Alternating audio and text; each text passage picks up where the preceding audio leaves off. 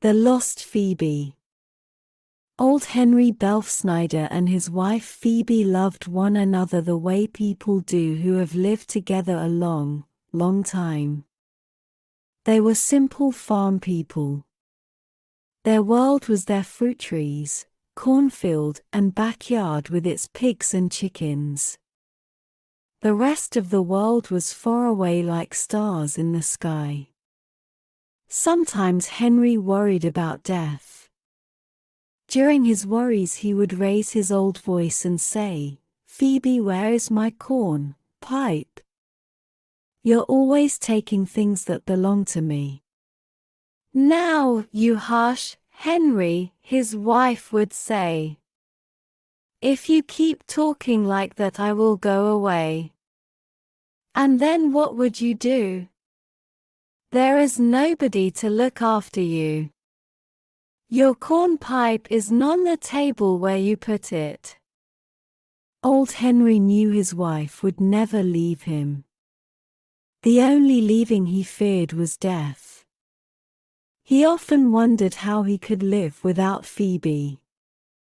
When she wanted him to get a pail of water, Henry liked to say, "Do this, do that. Always asking me to do something. Women are never satisfied." Phoebe would smile. She could see the inner happiness shining in his eyes. Henry talked sharply, but he never forgot in his eyes. Henry talked sharply, but he never forgot to get water and wood for the fire. In this way they lived happily in their simple world. One day in the early spring Phoebe became sick and died. Old Henry watched them put her body in the earth. Neighbors asked Henry to come and live with them, but he would not leave. He wanted to be near the place where his Phoebe lay in the earth. He tried to work around the farm, but it was difficult to return to an empty house at night. At night he read the newspaper, but most of the time he just sat looking at the floor wondering where Phoebe was and how soon he would die. For 5 months he lived like this. Then, there was a change. It happened one night after he had gone to bed. There was a bright moon in the sky. Its silver light fell on the old chairs and table in the bedroom. The moonlight on the chair and half-open door made a shadow. The shadow looked like Phoebe. She was sitting by the table the way she had done so many times before. "Phoebe," he called in a weak voice. "Have you come back?" The shadow in the chair did not move. Henry got up and slowly walked toward it. When he came near the table he saw that there was nothing on the chair but his old coat. Another night he thought he saw her again. He felt a soft wind blow in the room. When the wind blew away the shadow of Phoebe went, too. A third night when he was sleeping she came to the bed and put her hand on his head. "Poor Henry," she said gently. "I am sorry you are alone." He awoke and was sure he saw her leave the room. Phoebe had come back. Night after night, he waited. Then one morning he awoke with a surprising new thought. Perhaps she was not dead. Perhaps Phoebe had just gone away. They had argued about the corn pipe and she had left the house. Yes, that was it. She was always making jokes about leaving him. This time she had really gone. That morning he started to walk to the nearest neighbors. "Why, hello, Henry," said Farmer Dodge, who was taking grain to market. "Where are you going this morning?" "Have you seen Phoebe?" asked Henry. "Phoebe who?" Farmer Dodge knew Henry's Phoebe was dead. "My Phoebe," Henry said sharply. "Who do you think I mean?" "You must be joking," said Farmer Dodge. "You cannot be talking about your Phoebe. She is dead." "Dead? Not my Phoebe. She left me this morning while I was sleeping. We argued about my cornpipe last night and that is why she left. But I can find her. She went over to Matilda Race's farm." "Yes, that is where she is." Henry started to walk fast down the road. "The poor old man is sick in mind," Dodge said to himself. "He has been living alone too long."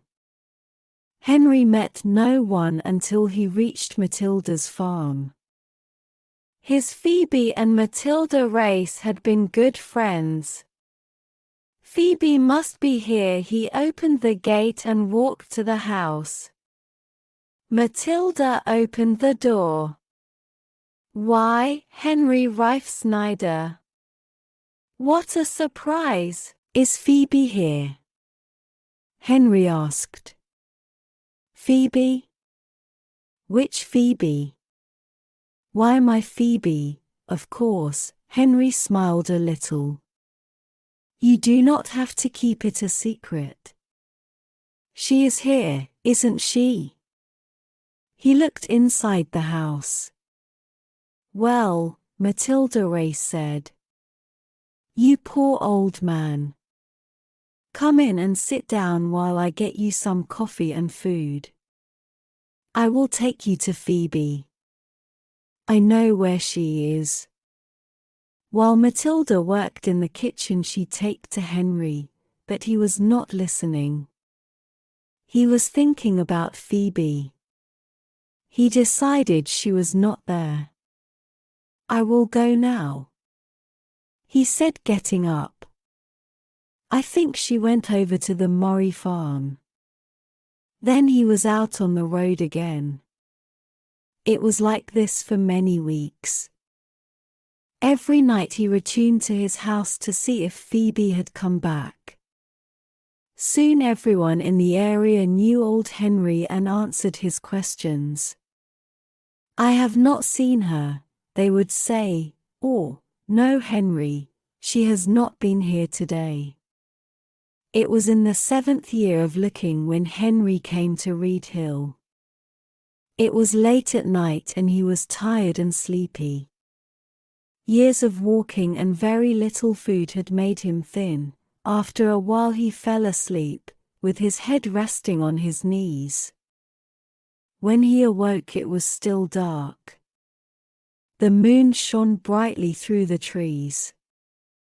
Henry saw a light move across the road. It danced through the woods. Was it Phoebe? He jumped up. He was sure he could see her in that light. Yes, there she was. The young Phoebe he had known many years ago. Suddenly, he remembered her young beauty, her warm, friendly smile, the blue dress she had worn the day he first met her. "Phoebe," he called. "Have you really come? Have you really answered me?" He began to feel young and strong again. He ran to follow the moving light. Then a soft wind blew through the leaves, and she was gone. "Phoebe," he cried. "Do not leave me, please. Please, stay with me." He ran as fast as his old legs would go. When he came to the top of the hill he looked down into the valley of shadows below. Tears of happiness came into his eyes when he saw Phoebe again. Yes, there she was. Down in the valley smiling up at him. She was in the same blue dress. She waved a hand and seemed to say, "Come. Come with me." Henry felt the strong pull of a new world where he and Phoebe would always be together. He gave a happy cry, "Wait, Phoebe. Wait. I'm coming." The next day some farmer boys found Henry at the bottom of the hill. His body was broken. There was a soft, happy smile on his face, the same smile he had known when Phoebe was alive. The end. Thank you for watching. Please like,